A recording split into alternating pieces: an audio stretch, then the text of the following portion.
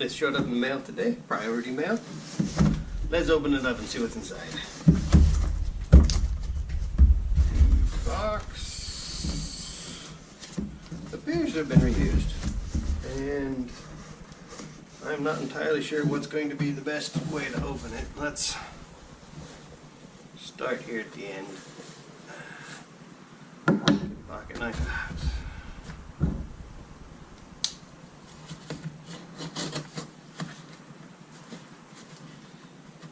Exploratory incision.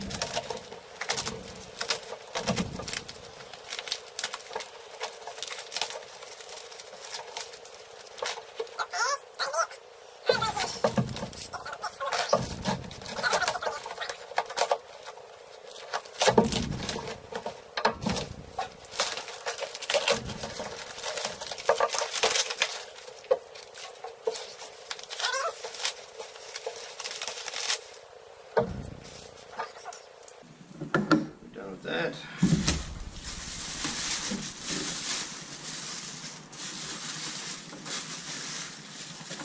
And here we are, packing peanuts. All right.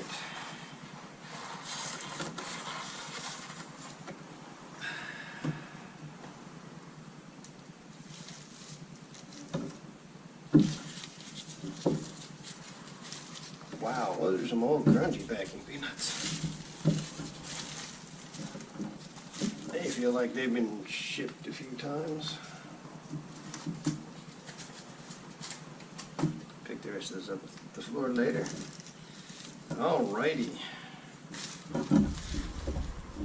Tag, couple of tags.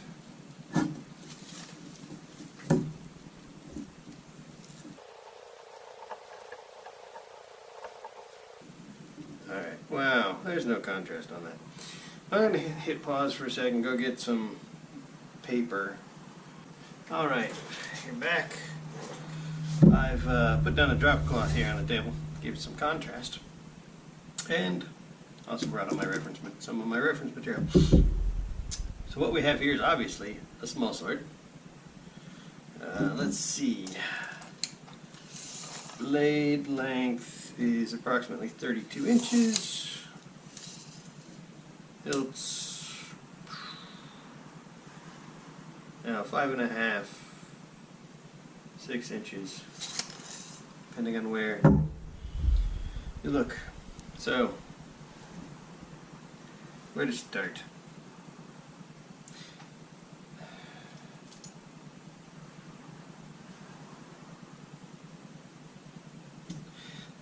It is of the type generally referred to as morning swords.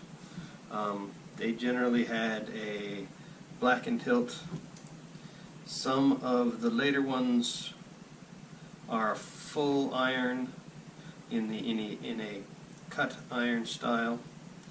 Earlier ones have copper wrapping or sometimes other wrapping on the handle with a wooden core.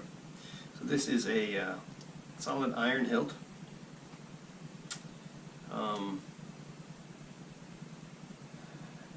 Yeah, I'm not sure if it's actually a morning hilt or if it's a cut and beaded hilt.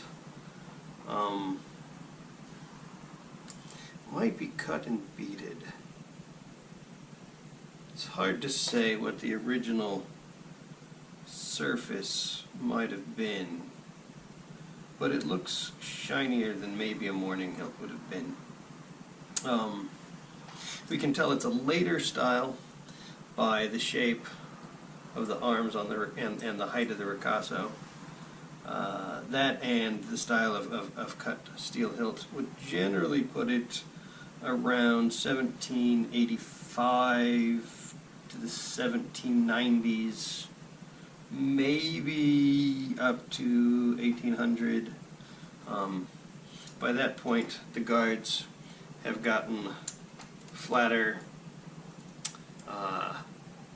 and oftentimes a bit simpler. This one's a bit loose because there's a leather washer that fits between the blade and the handle, and of course after this many years it's dried up and half rotted away, and it's only about halfway there.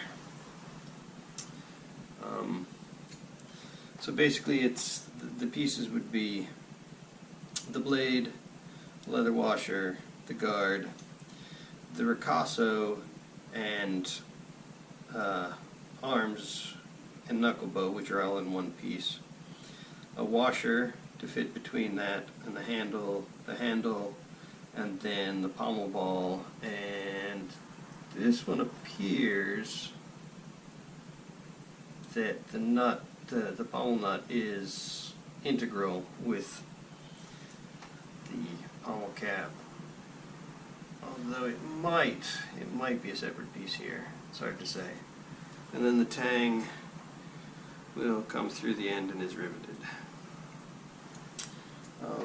The blade is triangular in shape. It is a bit rusted, well, more than a bit rusted. There are portions where the blade is completely corroded away up near the tip. But overall, not bad. It was as described in the auction. Happy with that. Obviously there was a sticker at some point here. I'll grab some alcohol in a minute and clean that up. Alright, we've got the macro lens on the GoPro, and I got it nice and close. So, it's a triangular cross-section blade, and it wasn't the lowest end blade, because as we can see there's still quite a bit of etching still visible. See if I can turn that to the light. So it does thin out and taper really rather quickly. So there's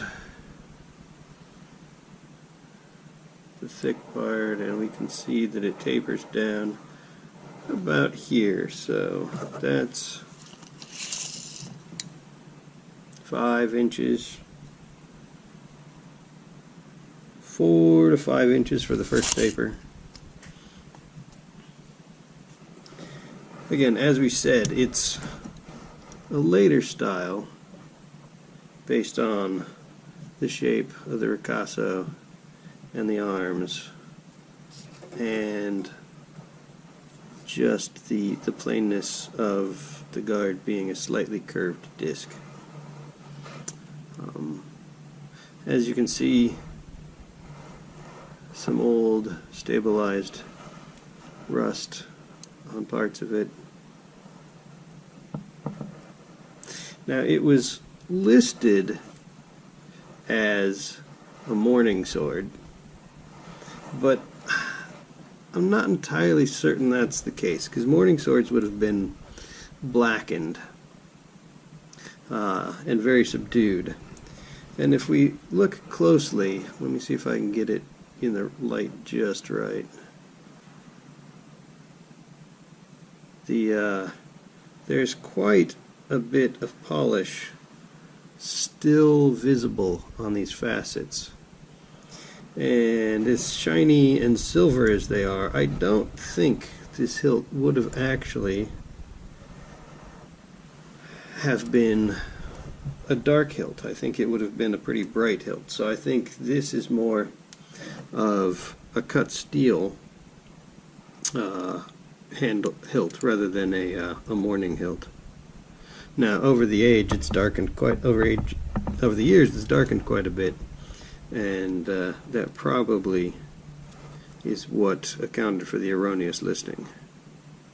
But in my opinion, it is was probably bright at the time. if we take a look at that, that wasn't dark at all, and in fact that might have been silvered. I don't know, I'll have to take a closer look, maybe with the microscope. There's just something about that color, although it could be oil residue on it. There's quite a bit of oil residue on it. We'll turn it around and take a look at the other end of it. And you can see the worst of the corrosion. Pretty bad in some spots. I don't know, possibly stored in a wet scabbard for a while. So, not the world's best example, but and again, I also didn't pay an arm and a leg for it. So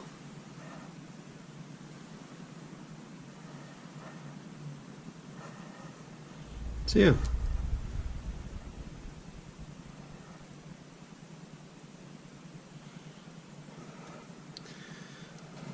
One 18th century, late 18th century small sword with a steel hilt. I think the next thing for this will be a good, clean, slight scrubbing with a soft brush to get some of the gunk out, get all of the dried up oil off of it, and wax it well with Renaissance wax. And it will be part of my study collection. I tend to pick up less than pristine examples so that it's easier for me to determine the construction methodologies. Maybe one day I'll pick up one of the really nice chiseled and gilt steel hilt small swords. Or maybe I'll just make one. Alright, thanks for watching. Hope you enjoyed that. Give it a thumbs up, click subscribe, and hopefully we'll have more interesting stuff coming in the future.